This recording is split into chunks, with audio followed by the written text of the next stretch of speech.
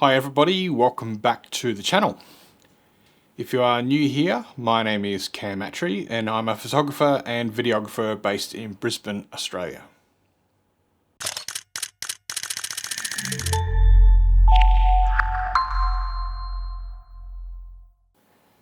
Today I have my very long overdue review of the Meike 35mm f0.95 lens in the Fuji X Mount.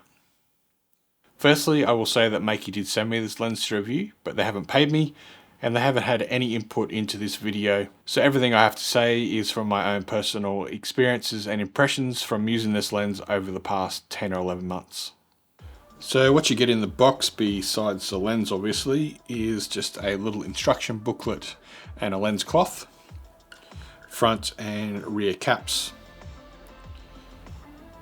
The front cap fits on quite snugly, doesn't come off too easily, and it's made from a relatively solid plastic.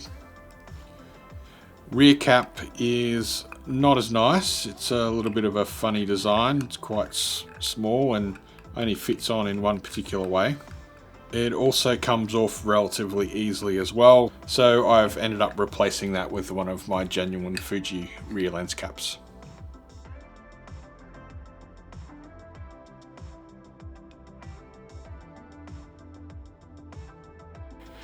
Okay, so let's quickly dive into some of the main specs and features of this lens. This is a manual focus 35mm APS-C lens with a maximum aperture of f0.95, which is obviously its best selling feature, and a minimum aperture of f16. My copy has the Fuji X Mount, but it is also available in E, MFT, EFM, Z and RF mounts. It has a really solid metal construction which feels really sturdy and has a premium feel to it, but it's surprisingly compact for a lens with such a wide aperture, being only about 70mm long and weighing 380 grams. It has a filter thread size of 52mm. Minimum focusing distance is 39 centimeters, which is a little longer than average compared to the 35mm f0.95 offering by 7 Artisans with 37 centimeters, or the TT Artisans version which has a 35 centimeters minimum focus distance. Optical structure features 10 elements in 7 groups, and it has an incredible 13 iris blades, which results in the beautiful rendering of out of focus highlights due to the circular aperture even when closed down.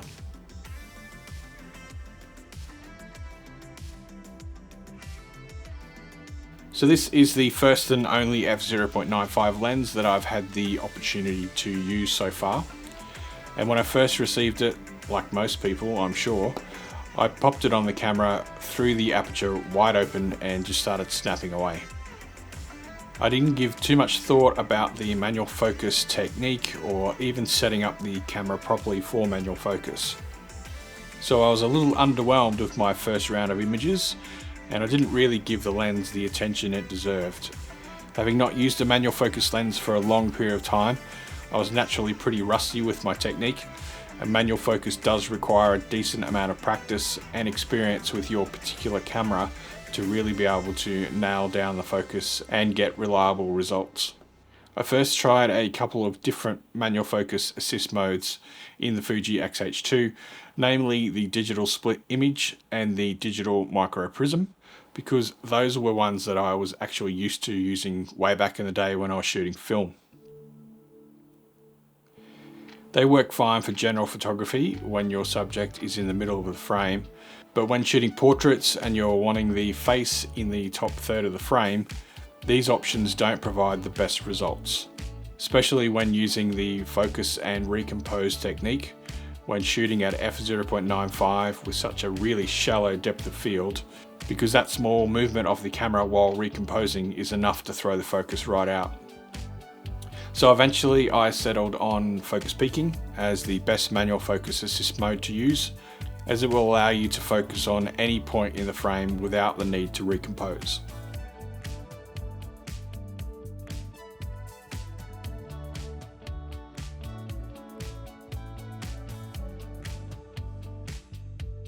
While manual focus might take some time to get used to, focus ring is really smooth and precise, and nailing focus is a lot easier when the lens is stopped down to anything smaller than, say, f2.8.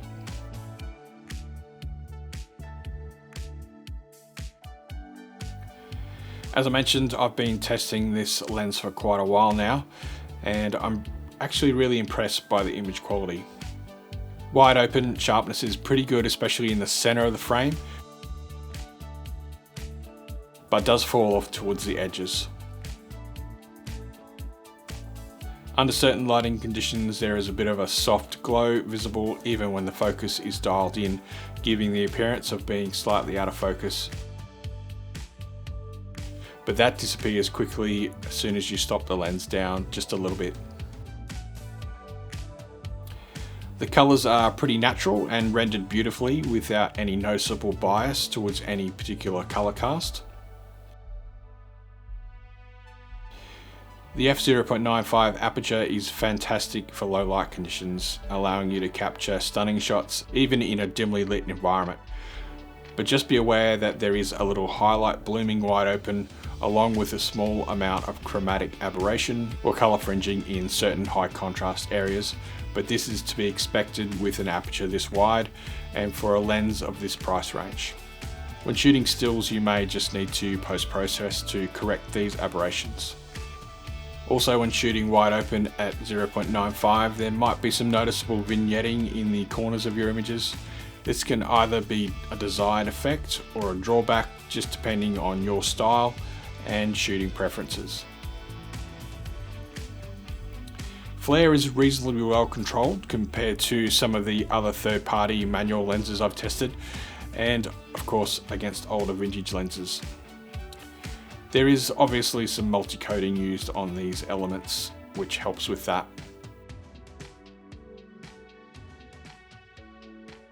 A strong light source pointed directly into the lens will cause some blowouts and loss of contrast in certain situations, but no more than most other lenses.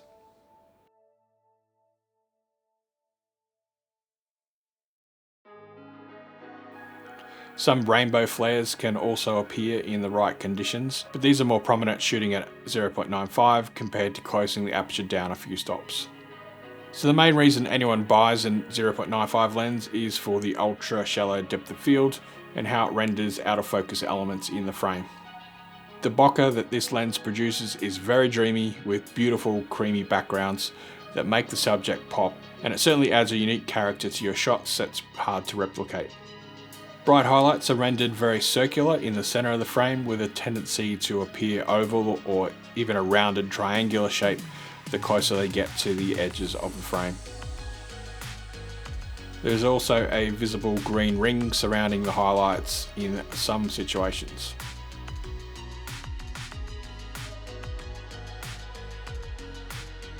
When it comes to video, pretty much all the same points regarding image quality still apply. I absolutely love the way this lens renders on video, as it gives an almost film-like quality to the footage, especially when shooting it wide open. Manual focusing on video is actually a little bit more forgiving, so as long as it's not completely out of focus, it's probably not going to annoy the viewer too much, especially when there is some movement in the frame. Check out this footage that I shot on my Fuji X-H2 of my dear friend Michelle when we were exploring this burnt out forest location. This was all shot handheld without any follow focus or rigging besides a basic cage and top handle. We also ended up shooting an unplanned creepy short film on the X-H2S with this lens, so check that out if you're interested. I'll have the link in the description below. There are a couple of negative points when it comes to video though, and they do actually relate to manual focus. Firstly, the focus throw is quite short at around 90 degrees, so it's a little difficult to nail focus, and it's very easy to blow past your focus point when trying to follow focus. The other one is focus breathing, which is pretty evident in this footage.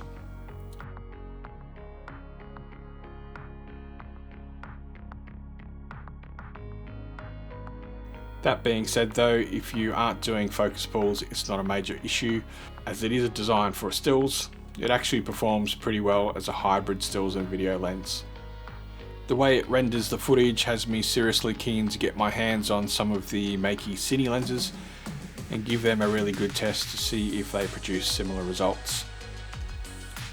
One feature which is usually exclusive to Cine lenses is a declicked aperture, and this lens actually has one of those as well, and it's a really smooth action with just the right amount of tension.